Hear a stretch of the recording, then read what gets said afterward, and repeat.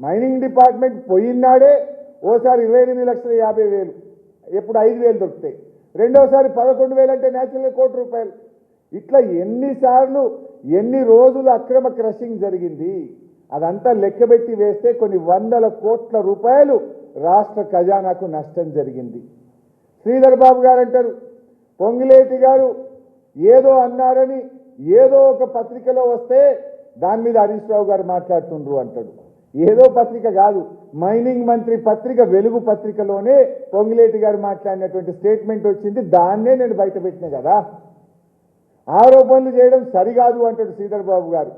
ఆరోపణలు చేయలే, నేను పక్కా ఆధారాలతో మాట్లాడిన శ్రీధర్ బాబు గారు. అంటే పాపం వాళ్ళకి ఏం అర్థం కాక గడబడ పొన్నం ప్రభాకర్ అంటాడు, అరే ఇవాళ ఎట్లా మాట్లాడతాడు హరీష్ రావు, అసలు మైనింగ్ ఎజెండానే లేదు ఇవాళ అంటాడు.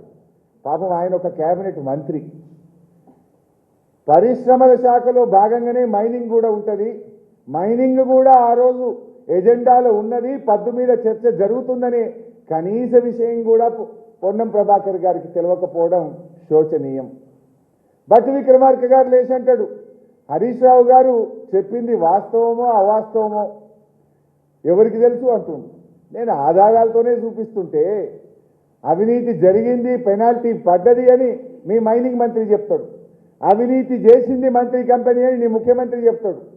భట్టి విక్రమార్క లేచి అంటాడు, అవినీతి జరిగిందో లేదో హరీష్ రావు గారు ఏదో చెప్తుండు అంటాడు.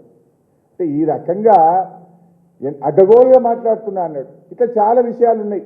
ఆదిశీన్ అంటాడు, అరే మీరు కంప్లైంట్ ఇవ్వచ్చు కదా అని ప్రభుత్వం అంటాడు. ఎందుకు ఇవ్వలే కంప్లైంట్? మా తమ్ముడు ఎర్రోళ్ళ శ్రీనివాస్ చీఫ్ సెక్రటరీకి, సెక్రటరీ పొల్యూషన్ కంట్రోల్ బోర్డుకు, డైరెక్టర్ జనరల్ ఏసీబీకి, డైరెక్టర్ జనరల్ విజిలెన్స్కు, ఎంఏయుడికి, అందరికి ఒక 50 కంప్లైంట్లు ఇచ్చినాం. కంప్లైంట్ ఇవ్వలేదా?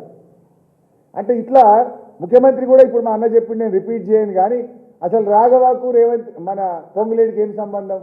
ఎవడో తోక సుట్టం ఉంటే రాఘవ మీద ఎట్లా ఆరోపణలు చేస్తారు అని మాట్లాడుతారు. అంటే ఈ రకంగా పొంగులేటి గారిని కాపాడబోయి 100 అబద్ధాలు ఆడింది. దొరికిపోయింది, స్పష్టంగా దొరికిపోయింది. ఈ బుకాయించే ప్రయత్నంలో తికమకబడి మరిన్ని తప్పులు చేసి రెడ్ హ్యాండెడ్గా దొరికిపోయింది.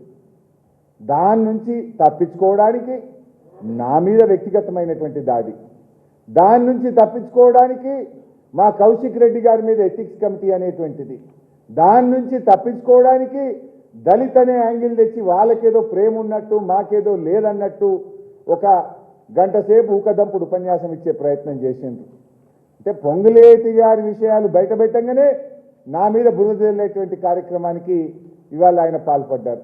ఏమంటాడు, నేను నా కుటుంబ సభ్యులు ధరణిని ఉపయోగించి బాలానగర్ మండలంలో నేనేదో అవినీతికి పాల్పడ్డా అంటాడు.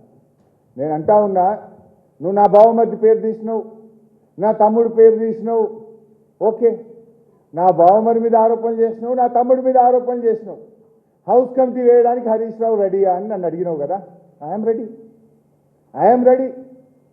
నీ తమ్ముళ్ళు చేసిన భూ కుంభకోణాల మీద, నీ తమ్ముళ్ళు చేసిన టీడీఆర్ కుంభకోణాల మీద, నీ తమ్ముడు చేసిన కేఎల్ఎస్ఆర్ టెండర్ల కుంభకోణం మీద నువ్వు రెడీ అయితే నా తమ్ముడి మీద నేను కూడా రెడీ, ఇద్దరం కూడా ఎంక్వైరీకి ఇద్దాం.